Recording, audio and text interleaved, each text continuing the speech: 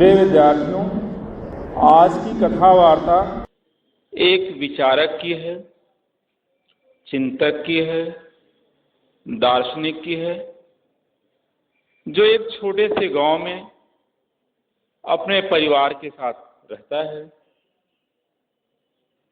आज सुबह सुबह भोजन बनाते समय तेल समाप्त हो गया है। पिछले ही दिन बाजार करने गया था, लेकिन और सब सामान तो खरीद लिया, तेल खरीदना भूल गया है। और जब भूल हो गई तो डांट पड़नी ही पड़नी। उसकी पत्नी क्या कहती है, आपको तो कोई मतलब है नहीं, बस समय पर भोजन चाहिए।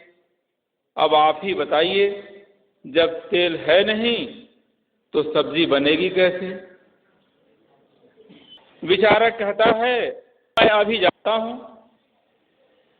सुबह सुबह दुकान तो खुली नहीं होगी। और जहां तेल पेरा जाता है, जहां तेल निकालने का कोल्हू है, मैं वहीं जाकर के और वहीं से तेल ले आता हूं। तुम चिंता मत करो, सब्जी काट के रखो। अब वो विचारक चलता है।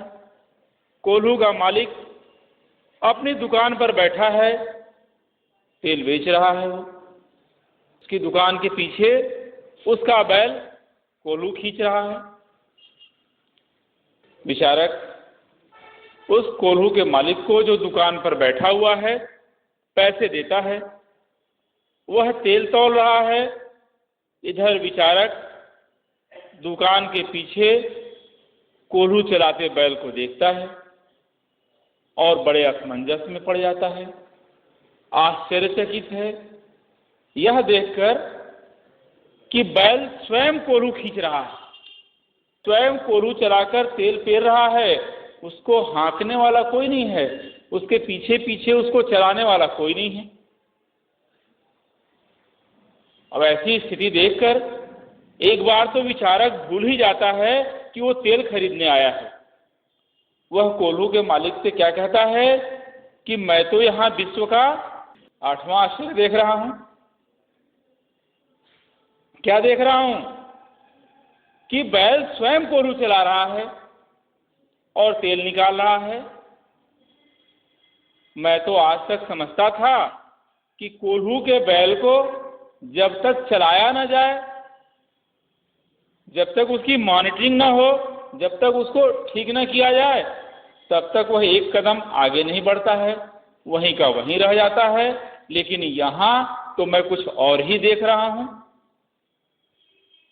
और बैल क्या, जमाना तो ऐसा आ गया है कि आदमी को भी जब तक जबरदस्ती न चलाया जाए तो चलता नहीं है, या उसकी अपनी कोई मजबूरी ना हो, या उसकी अपनी कोई जरूरत ना हो, तब तक नहीं चलना चाहता है, तब तक नहीं चलता है। और ये बैल बिना चलाए ही चलता चला जा रहा है, चलता चला जा रहा है, अपने से चल रहा है, स्वेच्छा चल रहा है। बड़ी अजूबी बात है। ऐसा बैल तो मैंने कभी देखा नहीं और कभी सुना नहीं। बात भी दार्शनिक की अपनी जगह ठीक है, विचारक की बात एकदम सही है कि बिना चलाए बैल चल रहा है और चलाने पर दुनिया नहीं चलती। कोल्हू का मालिक क्या कहता है? कहता है कि वह स्वेच्छा नहीं चल रहा है, उसके चलने में टेक्निक है।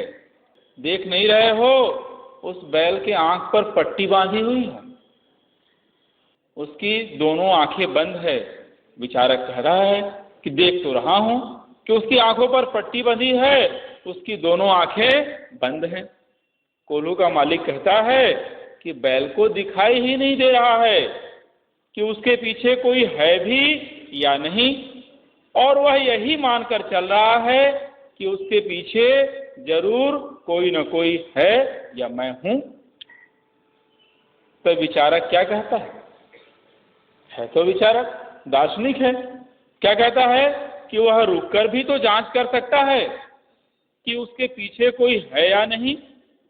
कभी जांच नहीं करता है क्या ये? बड़ा विश्वासी बैल मालूम पड़ता है, बड़ा स्वामी भक्त मालूम पड़ता है। कोल्हू का मालिक कहता है, अरे भैया बैल क्या स्वामी भक्त होगा, यहां तो घर वाले नहीं सुनते हैं, अपना बेटा नहीं सुनता है, अपना भाई नहीं सुनता है, तो ये बैल कहां सुनने वाला है। इसमें भी टेक्निक काम कर रही है। देख नहीं रहे हो उसके गले में जो घंटी बंधी हुई है, वो चलता रहता है और घंटी बजती रहती है, मुझे आवाज सुनाई पड़ती रहती है और जैसे ही रुकता है घंटी बजनी बंद हो जाती है। मैं जान जाता हूं रुक गया, उठकर तुरंत हाँक देता हूं और जैसे ही हाँकता हूं वो समझ जाता है कि मैं उसके पीछे पीछे चल रहा हूं।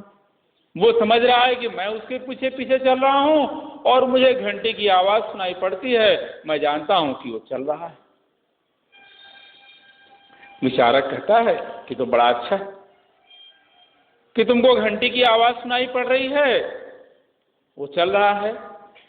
और मान लो कभी ऐसा हो जाए कि बैल खड़ा हो जाए और सिर हिलाता रहे, घंटी बजती रहे, तुम समझो कि बैल चल रहा है और तुम्हारे साथ धोखा हो जाए। कोल्हू का मालिक क्या कहता है, देखो भैया बहुत हो गया, अब जल्दी चले जाओ यहां से, फिर मत आना इस दुकान पर, कहीं और से तेल खरीद लेना। कहीं मेरा बैल तुम्हारी ये बातें सुन लिया तो मेरा तो दिवाला निकल जाएगा, क्योंकि मैंने उसके कान पर पट्टी नहीं बांधी है, मैंने उसका कान बंद नहीं किया है। और तुम्हारी बात अगर सुन लिया, जान गया, तो चलना बंद कर देगा और मेरी दुकान बंद हो जाएगी। तो तुम जैसे ग्राहक की मुझे जरूरत नहीं है, फिर मेरी दुकान पर मत आना, जल्दी जाओ। प्रिय विद्यार्थियों, देखा आपने कोल्हू का मालिक कितना परेशान हो गया, कितना डर गया कि अगर उसका बैल उसकी टेक्निक जान गया तो मुश्किल में पड़ जाएगा।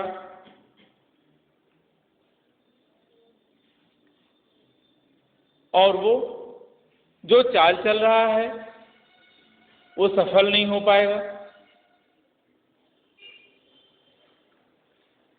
आखिर ये डर, ये भय उस कोल्हू के मालिक के मन में क्यों है? कहीं न कहीं वो ऐसा कुछ कर रहा है जिसको कि वो टेक्निक कह रहा है, वो चीज सही नहीं है, ये बात उसके मन में है, लेकिन फिर भी वो ऐसा कर रहा है। जब तक बैल को उसकी इस चाल का पता नहीं है, इस टेक्निक का पता नहीं है, तभी तक वो सफल है। और अगर बैल को इस बात का पता चल जाता है तो उसकी यह युक्ति फेल है।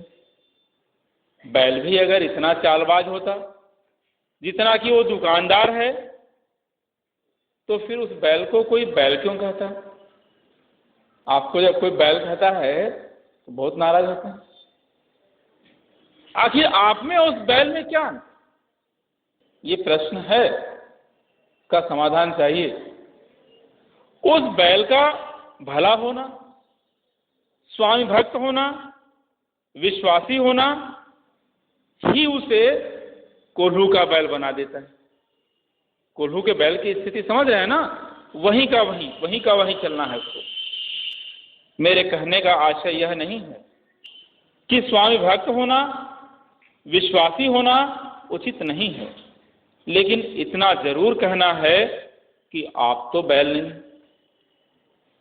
ईश्वर ने आपको बुद्धि दी है, सद्बुद्धि दी है, तो आप उसका कितना प्रयोग करते हैं, कैसे प्रयोग करते हैं और कहाँ प्रयोग करते हैं।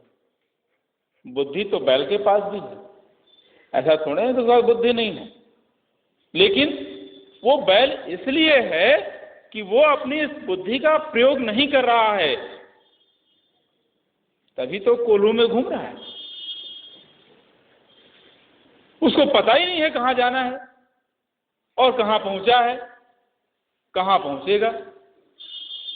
बैल अपनी बुद्धि का प्रयोग नहीं कर रहा है। तो ध्यान रहे, किन्हीं परिस्थितियों में आपने अपनी बुद्धि का सार्थक प्रयोग नहीं किया, सही दिशा में प्रयोग नहीं किया, सही स्थान पर प्रयोग नहीं किया, तो परिणाम कभी सही नहीं आ सकता। वही रिजल्ट आएगा जो कोल्हू के बैल का है। दिन भर चला, कहाँ पहुंचे? कहीं नहीं, वहीं का वहीं है। आपने देखा उस दुकान के मालिक को या उस कोल्हू के मालिक को डर है कि कहीं उसका बैल जान न जाए कि उसके साथ धोखा हो रहा है, नहीं तो उसका धंधा चौपट हो जाएगा। तो सबके बाद भी कोल्हू के मालिक के मन का चोर पकड़ लिया गया। वो जान रहा है कि वो चीट कर रहा है बैल के साथ।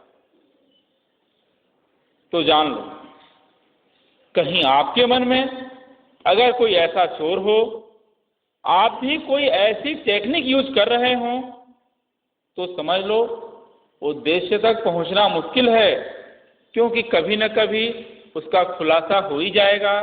आज नहीं तो कल वो चीज़ सामने आ जाएगी और निश्चित ही वो आपको आपके लक्ष्य तक नहीं पहुंचा सकती, क्योंकि कोई ऐसी टेक्निक है ही नहीं जो बिना प्रोसेसिंग के परिणाम तक पहुंचा सके। अगर कहीं कोई भ्रम हो तो दिमाग से निकाल दो और लग जाओ।